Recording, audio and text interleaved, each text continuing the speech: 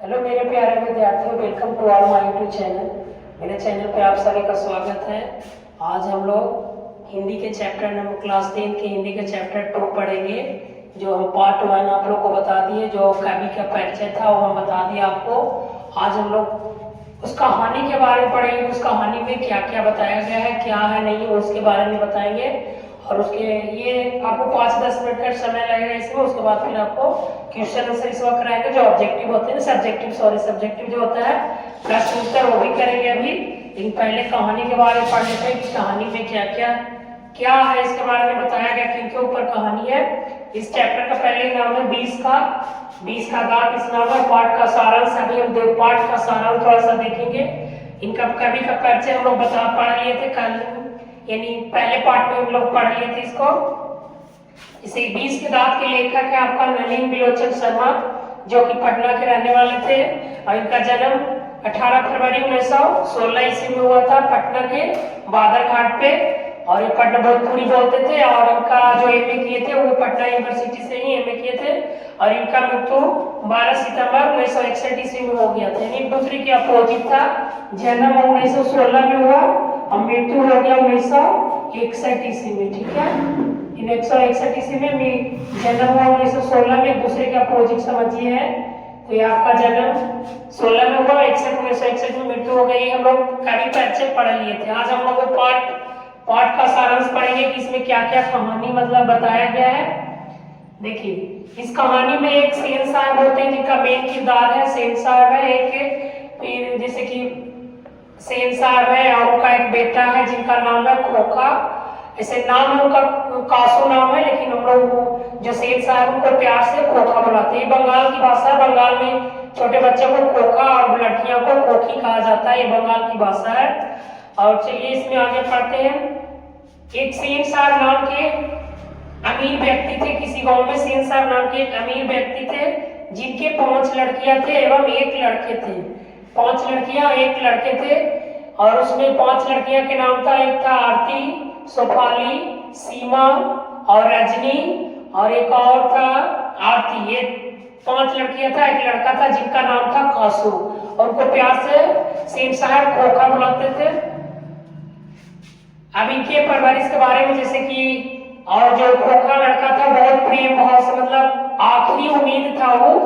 आखिरी करने का मतलब कि उनके बुढ़ापे के सहारे के लिए, मतलब उसको 5 लड़की के बाद एक लड़का हुआ था, उनको बहुत उसको प्रेम करते थे। सेन साहब बहुत ज्यादा, मतलब बहुत चाहते थे कि अच्छा बने, लेकिन वो सबसे बिगड़ा हुआ लड़का था। मतलब किसी नौकर या अपने बहन से भी बदतमीजी, नौकर को से भी बदतमीजी, उनको मतलब हर चीज से बदतमीजी, बहुत बिगड़ा हुआ लड़का था। लेकिन चाहते थे कि ऐसा नहीं बने, लेकिन वो प्यार दुलार से होते हैं, छोटे बच्चे बिगड़ जाते हैं। अपने गांव में देखो, अगर किसी के घर अगर ज्यादा लड़कियां हैं और एक लड़का है तो उसको कोई छुआ तक भी नहीं गया, मारे वगैरह हो तो पूरा लड़ाई कर लेता है।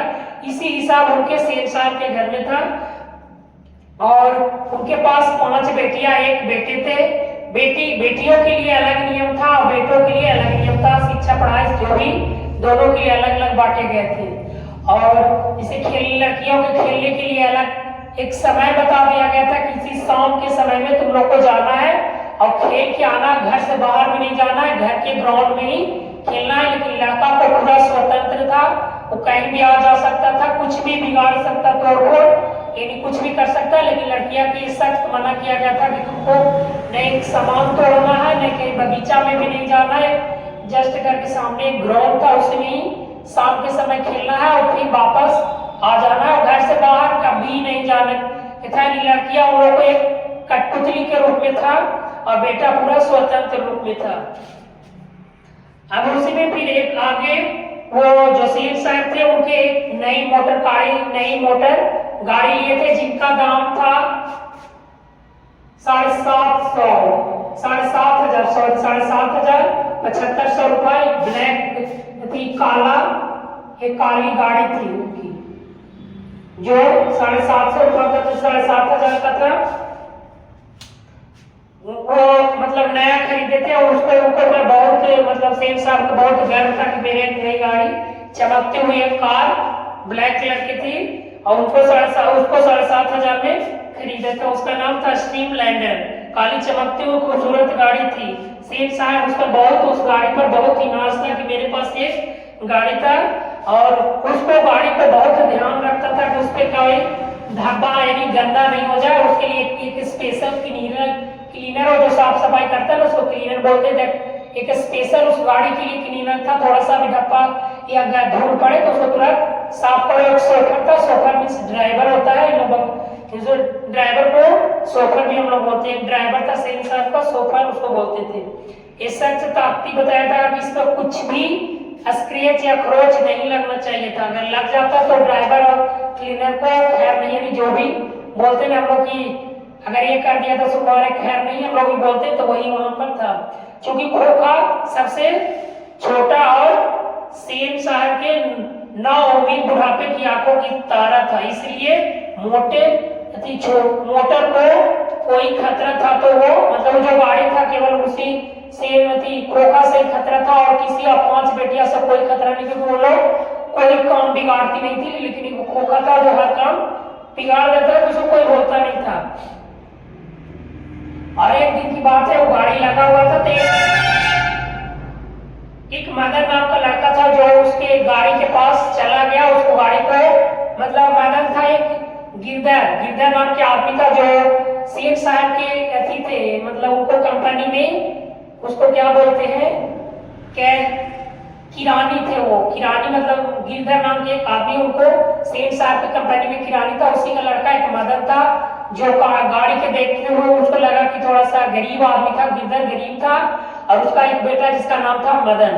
तो वो मतलब गाड़ी को देखा तो उसको लगा कि हम थोड़ा सा छूते हैं, मतलब देखते उसको नजदीक जाके, नजदीक जाके गाड़ी को जैसी पहुंचा छूने की कोशिश किया तो ड्राइवर उसको बोला कि तुम ये गाड़ी नहीं छू सकते हो। उसको पूरा भला भला बोला कि तुम्हारा औकात नहीं है गाड़ी छूने की, ऐसे भी उसको बोल के भगा दिया धक्का देके। तब उसको माँ पड़ी मदन का, तो देखा उसको भी बोला कि नहीं ये गलत है, मतलब ऐसा करने के लिए मना किया। फिर दूसरी और एक मामला सलीटा ही नहीं था कि खोखा उसको पीछे से लाल शीशा को चकनाचूर, मतलब खोखा इतने में आके उस गाड़ी को ही तोड़ दिया, मतलब शीशा जो हेडलाइट होता है ना वो तोड़ दिया, उसमें तोड़ दिया। तो इसमें वो सेठ साहब ने उसे कुछ नहीं बोला, कुछ भला बुरा नहीं किया। खोखा उनका दुलारा बेटा था, ठीक है। और लड़ाई करके उसको बाहर भगा दिया। नेक्स्ट दिन की बात है कि जो मदन था गांव में कई बच्चे के साथ वो लट्टू नचा रहे थे, जो होते हैं ना गांव में लट्टू नचाते हैं। तो इधर से खोखा भी आया, और खोखा आया तो वही बोला कि हमें भी लट्टू नचाने के लिए दो। तो बोले कि नहीं हम लट्टू नचाने नहीं दे सकते, तुम अपना गाड़ी को हमको छूने नहीं दिया, तुम जाओ अपना गाड़ी में बैठो, हम लोग तुम भगा दिए थे या मना किए मारे थे कि नहीं जाओ तुम, तो हम भी लड्डू आपको नहीं देंगे, तुम्हें लड्डू नहीं देंगे, तुम अपना काम करो। इतने में ये जो खोखा था उससे लड़ाई झगड़ा शुरू करने, क्योंकि बहुत ही बदतमीज लड़का था खोखा। अपने घर में नौकर से भी बदतमीजी, मारपीट, अपना बहन उसको पालते उनको से भी मारपीट वो लड़का करते रहता था। तो वो देखा उसके साथ मदन के साथ लड़ाई शुरू कर दिया। मदन ने भी उसको मारा, वो भी उसको मार के उसी समय उसका आगे का 2 दांत मार के वो तोड़ देता है। इसी समय से कहानी आगे का जो 20 का दांत है, इसी से उसको कहानी शुरू हुआ कि उसको 20 के दांत तोड़ दिया मार के। कौन तोड़ा? मदन ने कासू का। ये इतना ही है। और आगे आप क्वेश्चन आंसर थोड़ा सा और 1 मिनट और समझिए। इसमें था कि मतलब मदन जो उसका दांत तोड़ दिया, इसी के सारे उनको जो गिरधारी था उनको नौकरी से हटा दिया गया, जो किरानी के रूप में था ना सेठ साहब कंपनी, तो किरानी मतलब उनको नौकरी से निकाल दिया गया। और फिर उसमें आगे चल के फिर वो लड़का जो मदन था, वो जो खोखा को मार के दांत तोड़ दिया, तो अपना घर भी नहीं जा रहा है डर से कि घर जाएंगे तो पापा मारेंगे। एक बार और उसको हुआ था जब वो गाड़ी को टच किया था ना, तो उसको पापा बहुत मारे थे मदन को, पिताजी उसको मदन को मारे थे, जो गिरधर थे बहुत मारे थे कि तुम कहाँ गए हो। और सेठ साहब ने भी बोले थे कि आपका बेटा बिगड़ रहा है, इसको संभालो। तो मदन ने उसको जब दांत तोड़ दिया तो उसको पापा को किरानी से वहां सेठ साहब हटा दिए।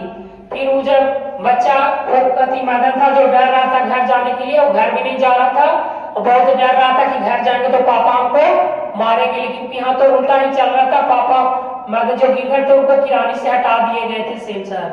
फिर इसमें आगे थोड़ा सा कहानी का लेखक ने कहानी का यह तात्पर्य तात्पर्य है कि कोई भी व्यक्ति स्वार्थ